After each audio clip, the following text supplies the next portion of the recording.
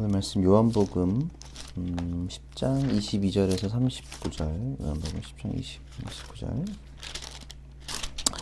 우리 함께 한 목소리로 합독합시다. 예루살렘은 성전 봉헌절이 되었는데 때는 겨울이었다. 예수께서는 성전 경내에 있는 솔로몬 주랑을 거닐고 계셨다. 그때 유대 사람들은 예수를 둘러싸고 말하였다. 당신은 언제까지 우리의 마음을 졸이게 하시렵니까? 당신이 그리스도이면 그렇다고 분명하게 말하여 주십시오. 예수께서 그들에게 대답하셨다. 내가 너희에게 이미 말하였는데도 너희가 믿지 않는다. 내가 내 아버지의 이름으로 하는 그 일들이 곧 나를 증언해 준다. 그런데 너희가 믿지 않는 것은 너희가 내 양이 아니기 때문이다. 내 양들은 내 목소리를 알아듣는다. 나는 내 양들을 알고 내 양들을 나를 따른다. 나는 그들에게 영생을 준다. 그들은 영원토록 멸망하지 아니할 것이요 또 아무도 그들을 내 손에서 빼앗아가지 못할 것이다. 그들은 나에게 주신 내 아버지는 만유보다도 더 크시다. 아무도 아버지의 손에서 그들을 빼앗아가지 못한다. 나와 아버지는 하나이다. 이때 유대 사람들이 다시 돌을 들어서 예수를 치려고 하였다. 예수께서 그들에게 말씀하셨다. 내가 아버지의 권능을 힘입어서 선한 일을 많이 하여 너희에게 보여주었는데 그 가운데서 어떤 일로 나를 돌로 치려고 하느냐? 유대 사람들이 대답하였다. 우리가 당신을 돌로 치려고 하는 것은 선한 일을 하였기 때문이 아니라 하나님을 모독하였기 때문이요. 당신은 사람이면서 자기를 하나님이라 하였소. 예수께서 그들에게 말씀하셨다. 너희의 율법에 내가 너희를 신들이라고 하였다 하는 말이 기록되어 있지 않느냐? 하나님의 말씀을 받은 사람들은 하나님께서 신이라고 하셨다. 또 성경은 패하지 못한다. 그런데 아버지께서 거룩하게 하여 세상에 보내신 사람이 자기를 하나님의 아들이라고 한 말을 가지고 너희는 그가 하나님을 모독한다고 하느냐? 내가 내 아버지의 일을 하지 아니하거든 나를 믿지 말아라. 그러나 내가 그 일을 하고 있으면 나를 믿지는 아니할지라도 그 일은 믿어라. 그리하면 너희는 아버지께서 내 안에 계시고 또 내가 아버지 안에 있다는 것을 깨달아 알게 될 것이다. 그러므로 그들이 다시 예수를 잡으려고 하였으나 예수께서는 그들의 손을 벗어나서 피하셨다. 아멘. 오늘은 수전절에 일어난 일이라는 제목을 가지고 성경을 말씀 나누겠습니다. 봉헌절이라고 오늘 본문은 되어 있는 봉헌절 혹은 수전절이라고 얘기하죠. 22절에 예루살렘은 성전 봉헌절이 되었는데 때는 겨울이었다. 그러니까 오늘의 배경은 수전절 기간에 일어난 일이죠. 먼저 그럼 수전절이 뭔지 알고 시작하는 게 좋을 것 같아요. 조금 복잡한데 수전절은 서기 165년경 하스몬 가문의 제사장 마타티아스의 네 아들이 혁명을 일으켜 팔레스타인을 지배하던 시리아계 그리스인 안티오코스 4세를 물리치고 이스라엘 민족의 성지인 예루살렘 성전을 탈환한 마카바이오스 전쟁을 기념하는 날입니다. 그러니까 쉽게 말하면 우리로 치면 이제 광복절 아니면 광복절은 조금 애매하지만 완전히 해방된 건 아니니까 성전을 재탈환한 사건이 있는 날입니다. 그러니까 마케도니아의 알렉산드로 대왕은 페르시아 제국을 정복해서 팔레스타인을 흡수했습니다. 흡수해서 이제 자기네 땅으로 인정을 한 거죠. 그래서 허기전 320년에 그러니까 지금 사건은 165년이었지만 좀 더 앞으로 가서 320년에 그가 급사한 이후에서 프로메테마이오스와 셀레우코스 장군이 20년 동안 권력 투쟁을 또 벌였고 초기에는 프톨레마이오스가 이집트와 팔레스타인을 지배했으나 시리아를 포함해 아시아 지역을 다스리던 셀루코스가 이후 팔레스타인 통치권을 뺏었어요. 이건 뭐 그냥 쭉쭉 그냥 들으세요. 서기전 서기 2세기경 팔레스타인에는 셀루코스 왕조와 시리아계 군이 공존하는 상황이었어요.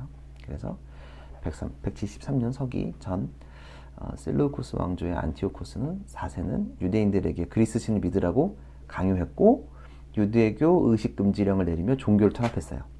이제 유대인들이 불편해하는 거 나왔죠. 그래서 유대인들의 생활의 중심이자 신앙의 상징인 유대교 회당을 장악하고 이기도의 신과 올리포스의 제우스를 숭배한 제단을 세웠으며 그 제단에서 자신을 기리라고 명령했어요. 그러니까 지금 불편한 게 유대인들의 생활 중심이고 예루살렘 성전은 그쵸? 신앙의 상징이죠. 지금도. 근데 유대교 행동을 장악하고 이기도의 신과 올림푸스 제왕 제우스를 숭배한 제단을 거기서 만들었고 그 제단을 자신에서 기리라고 명령했어요. 그래서 유대인들이 화가 난 거죠. 여기서는 다른 자료를 보면 이제 돼지 피로 뿌렸다고 그래요. 그러니까 유대인들은 돼지를 먹지 않아요. 그리고 이슬람도 안 먹죠. 그러니까 되게 돼지들은 불경하다고 생각해서 안 먹는데 그 피를 뿌렸으니 이제 굉장히 화가 분노할 수밖에 없죠. 그래서 유대인들 그 회가당을 다시 이제 다시 빼앗기 위해서 모딘이라는 마을에서 전투가 시작됐고 주동자는 하스몬 가문의 제사장 마타티아스의 네 아들. 이것이 바로 마카바이오스의 전쟁이에요. 그러니까 반란군을 시리아 군대와 싸워서 이겼어요. 그래서 예루살렘 성전을 탈환했죠. 이게 너무 기쁘니까, 너무 기념될 일이니까 요 성전에 이겼던 이교 도상들은 다 치우고 다시 하나님께 성전을 봉헌하면서 축제를 열어 기쁨을 나눴어요. 그러니까 요게 성경에 이렇게 나와 있는데 성경은 아니고 요건 좀 이것도 TMI인데 위경이라는 게 있어요. 위경이 뭐냐면 카톨릭에서는 이걸 성경으로 인정해. 근데 개신교에서는 인정하지 않아. 요게 이제 몇 가지가 있어요. 도마복음이라는 것도 있고, 근데 개신교에서 인정하지 않아. 근데 카톨릭은 인정하고, 여기에 마케베오기라는 게 있어요. 마케베오기. 여기는 카톨릭에서 인정을 해요. 여기에 마태교기 상 4장 59절에 뭐라고 했냐면, 유다와 그의 형제들과 이스라엘 온 회중은 해마다 그때가 돌아오면, 지금 전쟁에서 이긴 날이 돌아오면 키슬레우 달 25셋부터 8해 동안 제단 봉헌 축일로 기쁘고 즐겁게 지내기로 결정했다라고 이제 이야기하는 거예요. 이때가 되면 전쟁에서 이긴 날이 돌아오면 8해 동안 봉헌 축일로 기쁘고 즐겁게 한다고 했어요. 그러니까 이게 왜 또 중요하냐 하면 레위기 6장 11절 13절에 제단 위에 불은 타고 있어야 하며 하나님이 꺼뜨려서는 안 된다라고 꺼뜨려서는 안 된다. 제사장은 아침마다 제단 위에 장작을 지피고 거기에 번제물을 버려놓고 그 위에다 화목제물에 기름기를 불살라야 한다. 제단 위에 불은 계속 타고 있어야 하며 꺼뜨려서는 안 된다. 이거 어디서 봤죠? 제단 위에 불을 꺼뜨리지 마라. 우리가 이제 기억을 조금 더듬으면 수도원에 가면 양평 대한수도에 가면 그 뒤에 제단에 불을 꺼뜨리지 마라. 그러니까 이게 굉장히 중요한 명령이었는데 이게 꺼졌죠. 왜냐하면은 정복됐고 여기에 이방신들 섬기니 불이 꺼졌으니까 요 재단에 꺼졌던 불을 다시 켜는 회복의 절기를 수전절이라고 표현하는 거예요. 요거를 히브리어는 하누카라고 얘기하는 거예요. 히브리어는 하누카, 우리말로는 수전절, 오늘 성경 봉헌절이라고 얘기하는 거죠. 그래서 유대 종교로 9월, 그러니까 양력으로는 11월에서 12월 사이에 8일 동안 지켰다고 해요. 그러니까 요세푸스라는 거기 책에서는 이 절기를 빛의 절기라고 불렀어요. 왜냐하면 각 가정에서 8개의 개인 촛대 하루에 등을 하나씩 펼쳐서 8일째 하나하나 불을 켜가는 거예요. 그래서 그 불이 계속 이렇게 비켜졌고, 요거는 성전에서만 지키는 게 아니라 이스라엘 전역에서 지켰기 때문에 이스라엘 전역이 빛으로 이제 계속 물드는 거죠. 그러니까 굉장히 꺼졌던 불을 회복하고 지키는, 그리고 이 성전을 다시 정결케 했다는 엄청난 의미를 가진 날입니다. 그러니까 불빛이 반짝반짝반짝하고 화려하고 또 이 성전이 깨끗하게 회복되었던 그 절기에 오늘 이야기가 시작되는 거죠. 오늘 수전절, 봉헌절, 하누카라고 이야기합니다. 이해되시죠? 이게 조금 알면은 좋은데 잘 안 들으니까 요거 하나 기억하면 하누카, 수전절, 요때 이제 빛이 반짝반짝하는 날이라고, 성전이 깨끗하게 정화되고 돼지피가 씻겨가고 하나님의 그 불이 늘 이제 하고, 또 요한복음에 보면은 부하장이 주님 나는 빛이다라고 말씀하시기에 회복되는 거죠. 여튼 다시 이제 좀 들어와서 요때에 사람들이 수전절이라고 하면 이때 당시에 구독자들은 알겠지. 수전절 우리가 설날 그러면 한 1, 2월 음력이니까, 추석 그러면 가을 한 9월, 10월 요때쯤, 왜냐면 왔다 갔다 하니까 이해되죠. 그러니까 수전절이라고 하니까 요때구나. 유대력으로는 9월이고 양력으로는 11월, 10월. 겨울이 다가오고 있구나. 겨울 그 길목이구나라 딱 이제 나오는 거죠. 우리가 문학적으로 보면 추석 즈음에 그러면 요때쯤 날이 약간 추워지고 햇볕은 따뜻하고 이런 걸 느끼죠. 요때 23절에 예수께서는 성전 경내에 있는 솔로몬 주랑을 거니고 계셨다. 요거는 제자들 사역이 활발하게 일어나는 곳이기도 해요. 베드로가 솔로몬 요게 이제 행각이라고 하는데, 여기 이제 뭐 일어나 걸어라, 요 계속 요 언저리에서 많은 일들이 일어납니다. 요때 이제 주님이 거닐고 계셨어요. 슬쩍 거닐고 계신 거죠. 이제 아마 뒷짐을 지셨는지 어쨌는지 모르겠지만 이렇게 거닐고 계실 때 갑자기 24절에 그때 유대 사람들은 예수를 둘러싸고 말했다. 당신은 언제까지 우리의 마음을 졸이게 하시렵니까? 당신이 그리스도이면 그렇다고 분명하게 말해 주십시오. 이게 지금 정중한 것 같지만 굉장히 위협적인 행동이에요. 둘러쌌다는 건 위협적이에요. 따지러 갈 때 둘러싸죠. 지금 굉장히 위협적으로 행동을 하는 거예요. 둘러싼 거는 요한복음 8장에 음행한 여인한테 할 때 둘러싸요. 이때 뭐 하려고? 여타 잘못했다 그러면 돌로 치려고. 둘러싸는 거예요. 우리가 폭력을 행할 때도 둘러싸서 때리죠. 못 나가게끔. 요렇게 이제 와서 주님한테 막 와 따지는 거예요. 당신이 그리스도가 맞습니까? 확실해요? 맞으면 확실하게 말해달라. 자기네 죄 짓고 싶지 않다. 근데 뭔지 알려달라. 와서 또 따지는 거예요. 어차피 이들은 들을 마음도 없어요. 계속 반복되는 거지만 지속적으로 듣지도 않고 보시려고 하지 않는 마음이에요. 그래서 26절에 막 따지니까 25절에 예수께서 그들에게 대답하셨다. 내가 너희에게 이미 말하였는데도 너희가 믿지 않는다.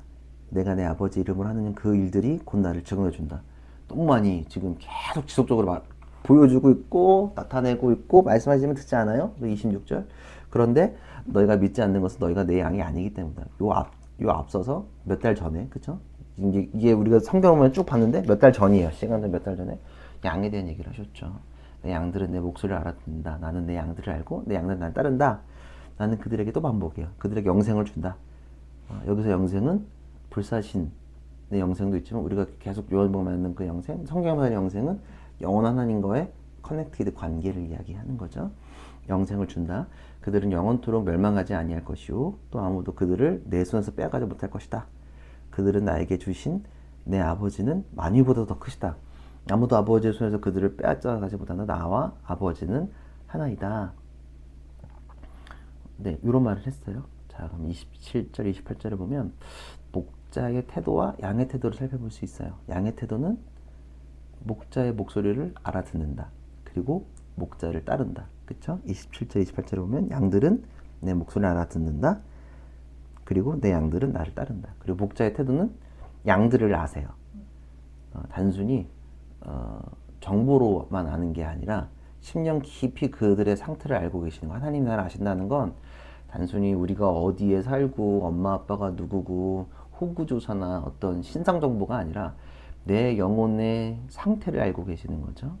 이해되시죠? 주님이 아신다는 건 단순히 내 정보를 아시는 게 아니라 10년 깊게 알고 계신다. 그리고 영생을 주신다는 건 영원한 관계, 멸망하지 않는 구원을 주신다. 그리고 위협받지 않게 주의 손으로 양들을 지켜주신다.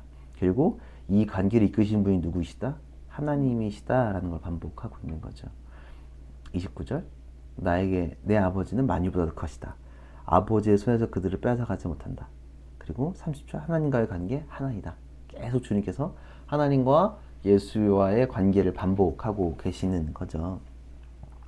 이걸 들으니까 이제 유대 사람들은 또 이제 화가 나는 거죠. 이때 유대 사람들은 다시 돌을 들어서 예수를 치려고 했다. 예, 엄청나죠? 또 이제 어차피 죽이려는 거야.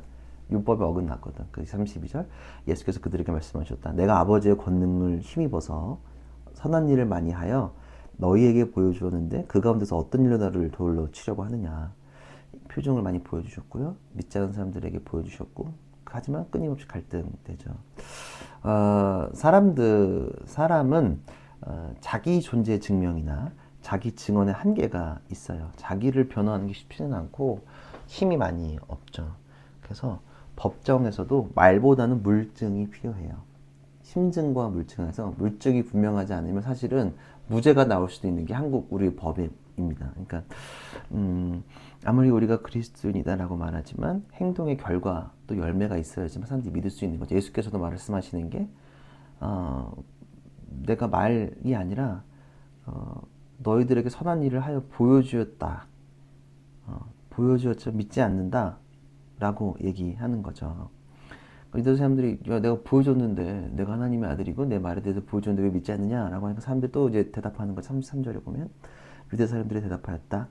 우리가 당신을 돌로 치려고 하는 것은 선한 일을 하였기 때문이 아니라 네 행동이 문제가 아니야. 하나님을 모독하였기 때문이요. 당신은 사람이면서 자기를 하나님이라 하였소. 이게 이 사람들은 이해가 될 수 없고 모독이라고 생각하는 거예요. 그러니까 이제 요한복음 이제 우리가 절반 정도가 왔는데 요 지나면 예수께서 본디오 빌라도에게 심판받는 명목이 뭐냐면 신성모독이에요. 그러니까 신성모독은 나중에 체포 이유가 돼. 계속 이걸로 사람들이 끊임없이 사람들과 예수님이 변론하시는 거예요. 이 사람들이 계속 불편한 건 신성모독이에요. 예수께서 34절, 35절 요게 조금 이제 이해 안 될 수 있어요. 34절, 35절 예수께서 그들에게 말씀하셨다. 너희의 율법에 내가 너희를 신들이라고 하였다 하는 말이 기록되어 있지 않느냐. 하나님의 말씀을 받은 사람들은 하나님께서 신이라고 하였다. 또 성경은 폐하지 못한다. 이게 무슨 말인지 우리는 배경이 없으니까 또 헷갈려요. 요거는 어디냐면 시편 82편 6절이에요. 시편 82편 6절 어떻게 되어 있냐면 잘 들으세요. 하나님께서 말씀하셨다. 너희는 모두 신들이고 가장 높으신 분의 아들들이지만 이게 나와 있어요. 이게 뭐냐면 이 시가 뭐냐면 이스라엘의 사사들의 시라고 부르는 시편 86편을 인용하신 거예요. 시편 82편에는 하나님께서 지구하신 하나님께서 그분이 신들이라고 부르시는 자들을 심판하시기 위해서 일어서신다라고 말하고 있고요. 이때 이때 이 신들이라고 부르는 자들은 억압당한 자들에게 공정하지 않았기 때문에 하나님이 일어나요. 그러니까 요 신들은 하나님의 공식 대리자이고 임명된 대행자들이라는 게 나와 있고 그들은 하나님을 대신해 심판을 가는 재판장들 사사라고 이야기하죠. 만일 그들을 주님께서 하나님께서 신들이라고 불렀다면 실제로 아버지께서 거룩하게 하셔서 이 땅에 보신 예수님이 자신의 아들이라고 부르는 것은 신성모독이 될 수 없다는 것을 보여주시기 위한 이게 내가 지금 그런 게 아니라 이미 니네가 알고 있는 시편 82편에 나와 있는 거다. 그럼 그거는 성경은 폐할 수 없다. 이거 돌릴 수 없는 거지 않냐. 성경 못 폐하는데 여기에 이미 기록되는 거 나 신성모독 아니야. 내가 먼저 그런 게 아니라 이미 그 법정 용어로 하면 판례가 있어. 이해되시죠? 이미 있었던 거야. 내가 어떻게 신성모독이야. 심지어 아니야. 이미 부른 경우가 있어. 라고 주님께서 표현하신 게 있어. 라고 이야기하는 거예요. 지금 이것도 굉장히 강력한 카운터펀치죠. 이미 있어. 그러니까 예수님은 늘 변론하실 때 앞서서 율법에 있는 거나 타나 구약에 있는 것들을 다 끌어오셔서 설명을 하시기 때문에 중요한 겁니다. 자, 이렇게 말씀하시고 37절 37절 내가 내 아버지의 일을 하지 아니하거든 나를 믿지 말아라. 그러나 내가 그 일을 하고 있으면 나를 믿지는 아니하더라도 그 일은 믿어라. 그리하면 너희는 아버지께서 내 안에 계시고 또 내가 아버지 안에 있다는 것을 깨달아 알게 될 것이다. 그러므로 그들이 다시 예수를 잡으려고 하였으나 예수께서는 그들의 손을 벗어나서 피하셨다. 주님은 열매를 보고 알고 일어나는 일들을 믿고 바라시는 그 주님의 말입니다. 그러니까 나를 믿지 않더라도 내가 하나님의 아들 신성모독을 봐도 그 일 자체는 믿어라. 그것도 부정하지 마. 믿어라. 그러면 너희들이 알게 될 거야. 그리하면 믿으면 너희는 아버지께서 내 안에 계시고 내가 아버지 안에 계시는 그 일들을 삼위일체 하나님과 아버지와 하나임을 아까 앞서서 말했던 하나님과 나는 아버지와 하나이다라는 것을 깨달아 알게 될 거야 라고 이야기하는 거죠.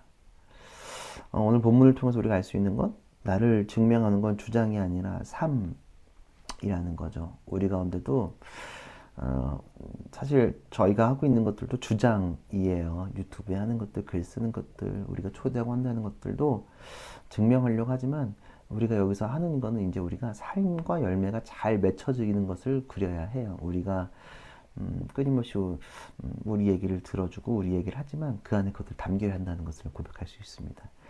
고린도전서 13장 1절에 보면 바울이 이런 말을 했는데 내가 사람의 방언과 천세 말할지라도 사랑이 없으면 소리나는 구리와 울리는 꽹과리가 되고 아무리 청산유세 말할지라도 사랑이 없다면 시끄러운 소리에 불과하는 거죠. 그러니까 우리의 삶에 열매가 없다는 건 사랑이 없기 때문에 그 안에 주님을 따르는 사람 말만 하니까 별로만 하는 게 아니라 열매가 없기 때문에 주님의 사랑과 이 일들이 있다면 열매를 있다면 전혀 조롱할 게 없죠. 예수님도 지금 사람들이 핍박하고 조롱하려고 해도 예수님이 이겨낼 수 있고 가볍게 넘길 수 있는 이유는 뭐냐면 열매가 있기 때문에, 결과가 있기 때문이죠. 그러니까 우리의 신앙이 조롱받고 있는 것은 행동보다 말이 앞서기 때문이죠. 그리고 삶의 열매가 없기 때문입니다. 그러니까 우리 삶 속에서 말과 더불어서 행동과 사랑이 앞서는 시간이 조금 저희가 됐으면 좋겠다라는 걸 본문을 통해서 알 수가 있습니다. 지금 오늘 성경의 시간에서 겨울이 오고 있어요. 오늘 정말 겨울이 왔는데 겨울이 오고 있어요.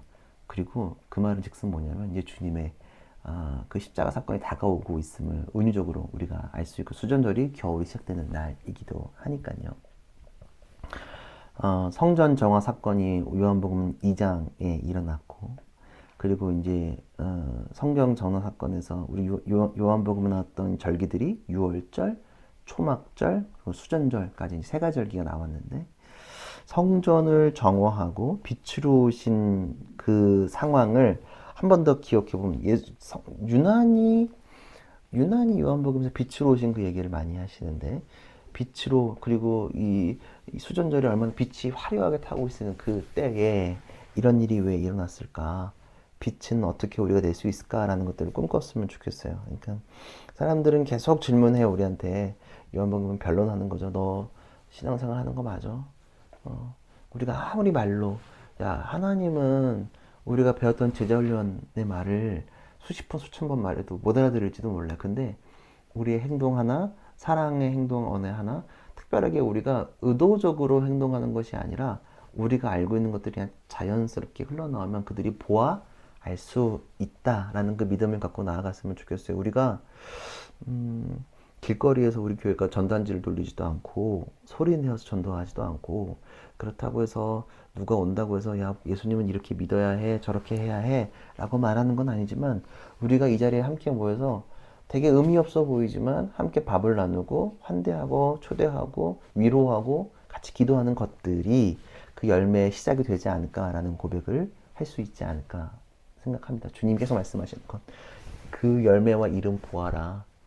그것을 믿고 그 행동을 보다 보면 내가 하나님과 하나님을 너희들이 알게 될 것이다 라고 말했던 것처럼, 우리 가운데도 그런 일들이 좀 많이 더 일어났으면 좋겠어요.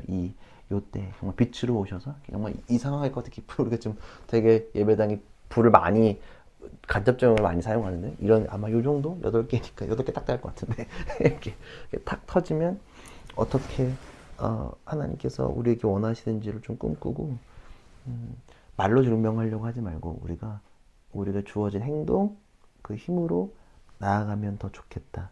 그렇게 되면 하나님의 일을 우리가 꿈꿀 수 있지 않을까라는 생각을 합니다.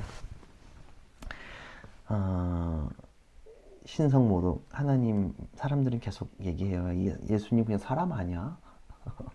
조롱하는 것들이 많이 있어요. 그래서 야, 인간의 몸으로 온 게 말이 돼?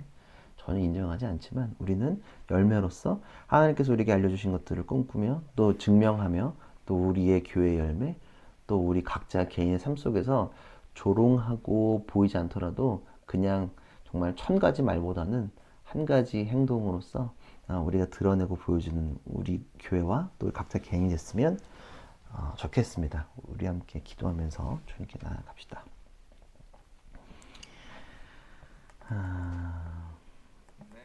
함께로 기도했으면 좋겠는데,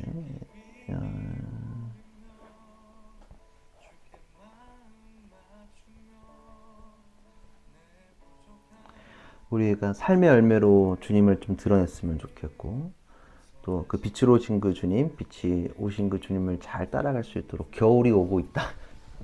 추워지는 그때 겨울이 오고 있고, 요거를 어떻게 우리가 잘 나눌 수 있을까를 고민하면서, 또 말이 앞서고 행동이 따르지 못했던 우리의 모습을 조금 돌아보고, 부족하지만 정말로 행동 하나하나를 의도적으로 하기보다는 그냥 자연스럽게 흘러나오기를, 그렇잖아요. 그냥 이 사람을 배려하는 게 그냥 우리의 태도, 그냥 이렇게 해야지가 아니라 그냥 자연스럽게 나왔으면 좋겠어. 누구를 환대하고 초대하는 게 그냥, 물론 처음은 의지적으로 하겠지만 이게 점점점 정말로 자연스럽게, 말도 맨날 저희가 말 조심하려고 진짜 애쓰는데, 물론 이제 막 하다 보면 저도 막 거친 말 하지만, 근데 주님 얘기하고 우리가 본질적으로 얘기할 땐 제가 막 거칠게 얘기 안 하려고 되게 애쓰거든요. 이제 아마 느낄 거야. 그냥 우리끼리 막 누구 뭐 얘기할 때는 제가 툭툭툭 막 얘기하지만 비판할 때 확 하지만 그러나 그렇게 하지 않으려고 애쓰는 거 그 이유를 이제 알아가지 않을까 생각해요. 그리고 그런 일들 우리가 조금 자연스럽게 나올 수 있도록 사람을 살리고 행동으로서 품어주고 그냥 야, 너 위로하고 힘들지 괜찮아가 아니라 야, 우리 기도할 수 있는 행동까지도 이어지는 우리가 됐으면 좋겠다. 그리고 마지막으로 이제 위드 코로나 준비하고 있는데 그것들이 잘 해서 이 코로나 시기를 잘 넘겨서 새로운 일들 잘 감당하게 해달라고 분명히 룰이 바뀌었는데 그 룰을 바뀐 그 사회를 우리가 잘 감당하게 해달라고 우리 기도하면서 주님께 나아갑시다. 우리 마음을 다하여 또 쓰면서 기도해도 괜찮으니까요. 편하게 하십시오. 함께 이렇게 기도하며 나갑시다.